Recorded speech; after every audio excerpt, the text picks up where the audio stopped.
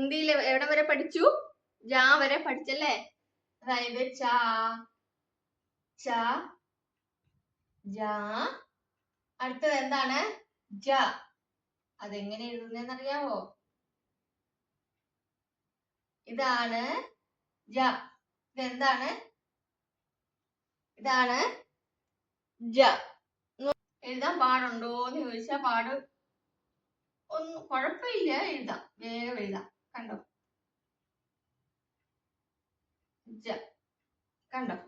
ഇതാണ് ജ. ആദ്യമേ നമ്മൾ നോക്കി, എല്ലാവരും ശ്രദ്ധിച്ചേ.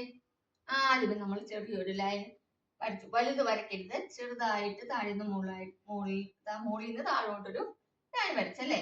എന്നിട്ട് അതിൽ കൂടെ തന്നെ നമ്മൾ എന്ത് ചെയ്തു? ഇങ്ങനെ ഒരു സി ഇങ്ങോട്ട് വരച്ചു, ഒരു സി ഇങ്ങോട്ട് വരച്ചു. അതായത് നമ്മളെ ഇംഗ്ലീഷിൽ എസ് ഒക്കെ ഇല്ലേ, പിന്നെ മലയാളത്തിലാണെങ്കിൽ ടാ എന്ന് പറയുന്നത് ഇങ്ങനെ തന്നെയാണ്. പക്ഷെ നമ്മൾ അവിടെ വരെ എത്തിയിട്ടില്ലാത്തത് കൊണ്ട് ഞാൻ അതേപറ്റി കൂടുതൽ എക്സ്പ്ലെയിൻ ചെയ്യാത്ത കേട്ടോ. പക്ഷെ നമ്മള് ഒരു കാര്യം ഹിന്ദി പഠിച്ചായിരുന്നു. എന്തായിരുന്നു? ഈ നിങ്ങൾ പഠിച്ചില്ലേ? ഈസി ആയിട്ടുള്ള മെത്തേഡാ, നോക്കിക്കോളൂ. ഈ പഠിച്ചില്ലേ? നമ്മള് ഈ എഴുതിയിട്ട് ഇവിടുന്ന് ഒരു മുനിപ്പിട്ടിട്ട് മോളിൽ നിന്ന് താഴോട്ടൊരു വര ഇട്ടാ മതി. ഇത് എന്തായി? നോക്കിക്കേ, എന്തായി? ജ. ഒന്നുകൂടെ മക്കള് നോക്കിക്കേ. അതായത് നമ്മളൊരു ഈ എഴുതി അല്ലേ? ഈ എഴുതി ഇവിടെ ഒരു കുനിപ്പിട്ടിട്ട് മോളിൽ നിന്ന് താഴോട്ടൊരു വര വരച്ചാൽ എന്തായി? ജ. പാടുണ്ടോ വരയ്ക്കാൻ? പാടുണ്ടോ എഴുതാനായിട്ട്? ഒരു പാടും ഇല്ലല്ലേ? അപ്പൊ മക്കളെ സ്ലേറ്റും പെൻസിലും ഒക്കെ എടുത്തു, എന്നിട്ട് തന്നെ എഴുതിക്കേ. ഈ എഴുതിക്കേ. ഫസ്റ്റ് ഈ കാണാപ്പാഠം പഠിച്ചതല്ലേ? ഈ എഴുതിയോ? നമ്മള് ഈ എഴുതിയല്ലേ? എന്നിട്ട് എന്ത് ചെയ്യുക? ഇവിടുന്നൊരു വര കൊടുത്തിട്ട് മുകളിൽ നിന്ന് താഴോട്ടൊന്ന് വരച്ചാൽ എന്തായി? ജ.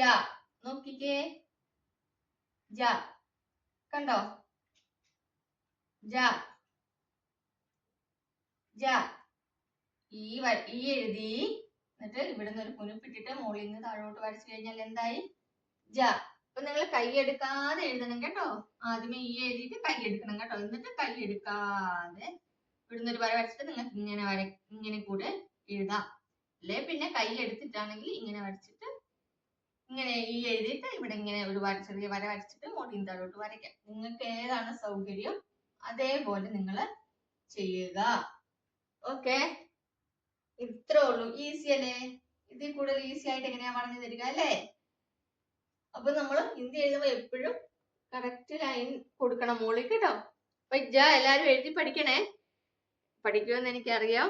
നിങ്ങൾ കമന്റ് ചെയ്യണം പഠിച്ച കാര്യങ്ങൾ കേട്ടോ. ഇതിൽ ഈസി ആയിട്ട് എങ്ങനെയാ പറഞ്ഞു തരിക അല്ലേ? അപ്പൊ അടുത്ത ക്ലാസ്സിൽ കാണാം. ബൈ.